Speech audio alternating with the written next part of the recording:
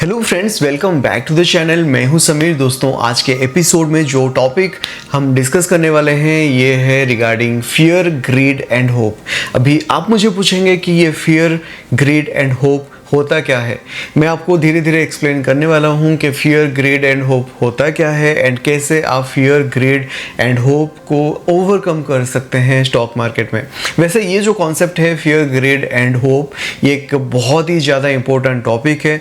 Generally सारे traders ये issue face करते हैं, सिर्फ बिगनर ट्रेडर नहीं, एक्सपीरियंस्ड ट्रेडर भी ये इशू फेस करते हैं। तो आज मैं आपको बहुत ही ईजी तरीके से आपको समझाने वाला हूँ कि ये एग्जैक्टली होता क्या है एंड आप कैसे इस चीज़ से ओवरकम कर सकते हैं। तो इस वीडियो को एंड तक देखना और चलिए फिर आज की एपिसोड को शुरू करते हैं।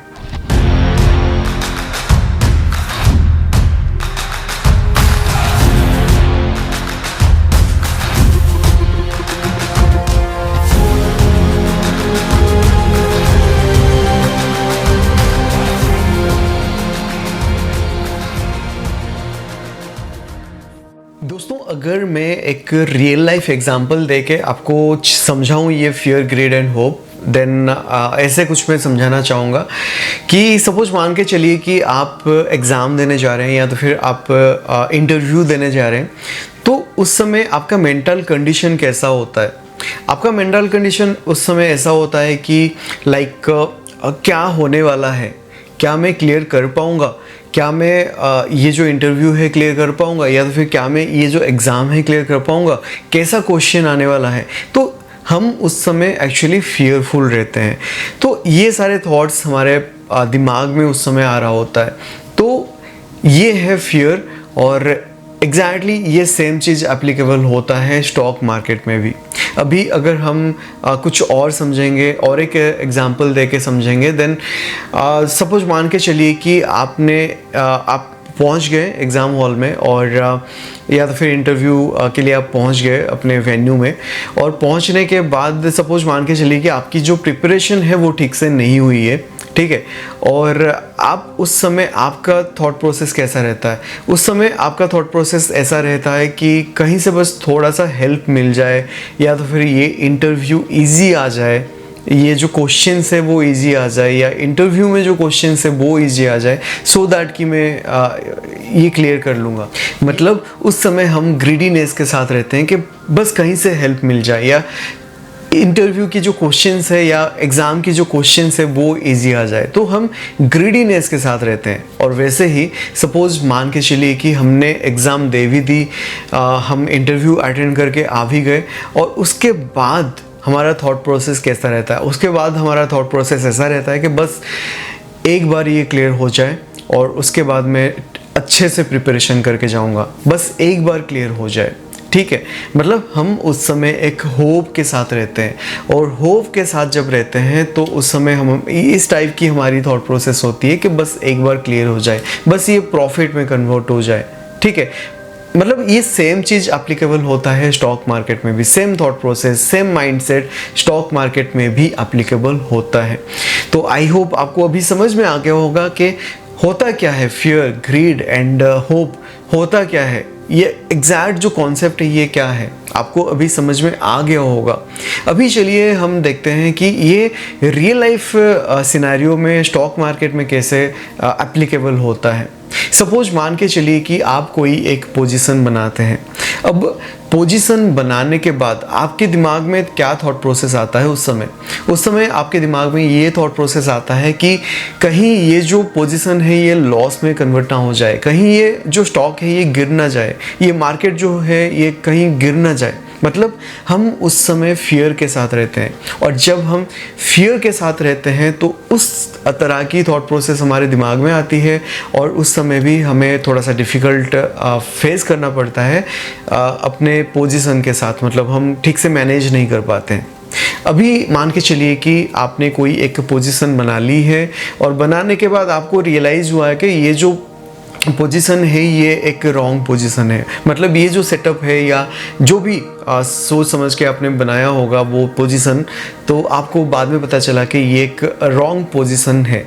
लेकिन फिर भी उस समय क्या होता है, आप एक होप के साथ बैठे रहते हैं, आप उस पोजीशन से बाहर नहीं निकलते हैं और होप के साथ आप बस ये सोच रहे होते हैं उस समय कि बस ये एक बार कॉस्ट टू कॉस्ट में आ जाए, या तो फिर ये एक बार थोड़ा बहुत प्रॉफिट दिखाना शुरू कर जाए तो फिर मैं एग्जिट कर लूँगा। मतलब आप उस समय एक होप के साथ बैठे रहते हैं।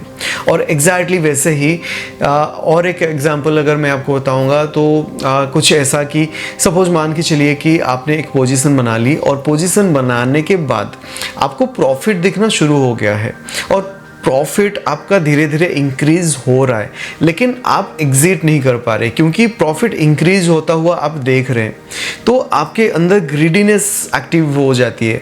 तो आप धीरे धीरे देख रहे हैं कि प्रॉफिट इंक्रीज हो रहा है, इंक्रीज हो रहा है, इंक्रीज हो रहा है, लेकिन कहाँ पे एग्जिट करना है आपको नहीं पता, या तो फिर आप समझ नहीं पा रहे हैं, उस समय आप कंट्रोल नहीं कर पा रहे हैं खुद को। ग्रीडीनेस की वजह से आप होल्ड तो कर रहे हैं लेकिन आप खुद को कंट्रोल नहीं कर पा रहे हैं, या तो फिर उस प्रॉफिट को आप बुक नहीं कर पा रहे। और एक बार आपने बड़ा प्रॉफिट देख लिया, बड़ा प्रॉफिट देखने के बाद सपोज मान के चलिए कि उससे वहाँ से मार्केट जो है वो रिटर्न आ जाता है नीचे या तो फिर अपोजिट डायरेक्शन में, और आपका जो प्रॉफिट है वो धीरे धीरे कम होने लग जाता है, या तो फिर से कॉस्ट टू कॉस्ट में आने लग जाता है, या तो फिर से वो लॉस दिखाना शुरू कर देता है।